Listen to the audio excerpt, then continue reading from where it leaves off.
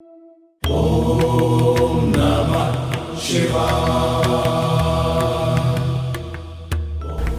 नमः शिवाय। पिछले एपिसोड में हमने देखा कि प्रजापति दक्ष सती को कमल के 1,00,000 फूलों पे विष्णु जी का नाम लिखने का दंड देते हैं। तो अब सती की बहन ख्याति सती की मदद करने के लिए दासियों से कमल के फूल इकट्ठा करने के लिए कहती हैं, क्योंकि उन्हें लगता है कि सती इतने फूल अकेली इकट्ठे नहीं कर पाएंगी। सती अपनी बहन ख्याति से पूछती हैं कि वह क्या कर रही हैं। तो तभी वहां अदिति आती है और कहती है कि वह सब सती के प्रायश्चित की तैयारी कर रहे हैं। वह सब मिलकर कमल के फूल इकट्ठे कर लेंगे और सती फूलों पर विष्णु जी का नाम लिखना शुरू कर दें। पर सती ऐसा करने से इनकार कर देती हैं। वह कहती हैं कि ये पश्चाताप उनका है और इस प्रायश्चित से जुड़े हर काम वह खुद करेंगी। तो ख्याति सती को समझाती हैं कि सती का प्रायश्चित पूरा करने का समय बहुत समीप है और सती को निराहार भी रहना है, और निराहार रहकर अगर वह फूलों को इकट्ठा ना कर पाए तो उनका प्रायश्चित पूरा नहीं होगा और इस पर उनके पिताजी को और भी बुरा महसूस होगा। पर सती फिर भी जिद करती है कि वह प्रायश्चित से जुड़े हर काम खुद करेंगी। तब वहां उनकी माँ आती है और कहती है कि सती सही बोल रही है। वह सती पर मान महसूस करती हैं। वह 2 दासियों को सती के साथ हर समय रहने के लिए बोलती हैं और फूलों को इकट्ठा करके भवन में लाने में सती की मदद करने के लिए भी बोलती हैं। सती अपना प्रायश्चित पूरा करने के लिए वहां से दासियों के साथ चली जाती हैं और उनकी माँ भगवान से प्रार्थना करती हैं कि सती का प्रायश्चित सफलतापूर्वक पूरा हो जाए।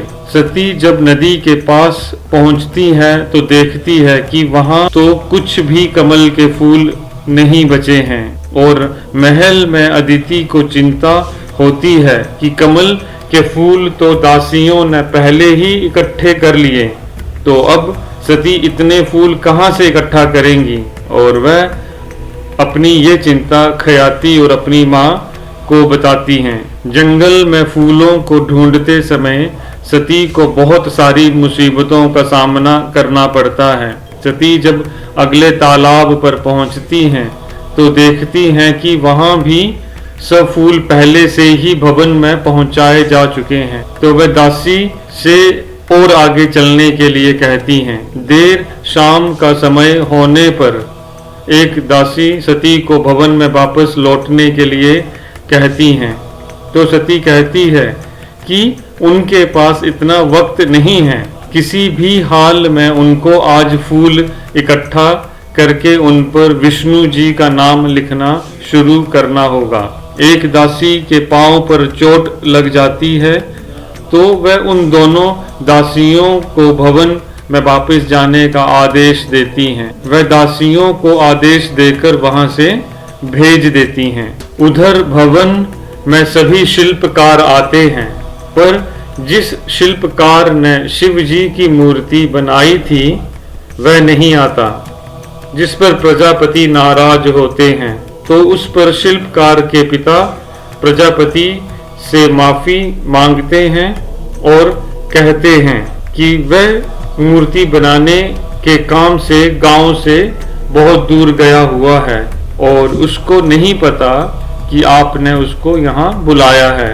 वह प्रजापति से उनको माफ करने के लिए बोलते हैं।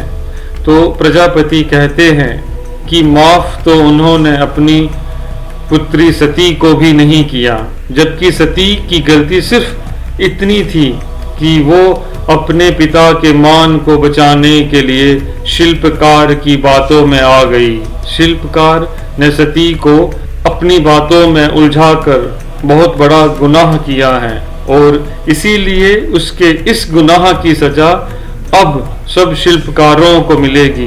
प्रजापति सब शिल्पकारों को अपने समाज से बाहर निकालने का आदेश देते हैं और किसी को भी उनकी मदद करने की अनुमति नहीं देते। शिल्पकार के मुखिया प्रजापति से उन सबको माफ करने की प्रार्थना करते हैं, पर प्रजापति उनसे मुंह मोड़ लेते हैं। तो दोस्तों, आज का ये एपिसोड हम यहीं ख़त्म करते हैं। और आज हमने देखा कि प्रजापति दक्ष शिल्पकारों के सारे समुदाय को अपने समाज से निकाल देते हैं। तो आपकी क्या राय है इस बारे में कि प्रजापति दक्ष ने ये सही निर्णय लिया या नहीं? कमेंट करके हमें जरूर बताएं। और ये जानने के लिए कि क्या सती अपना प्रायश्चित पूरा कर पाएंगी या नहीं, हमारे साथ अगले एपिसोड में बने रहिए। धन्यवाद। हर हर महादेव।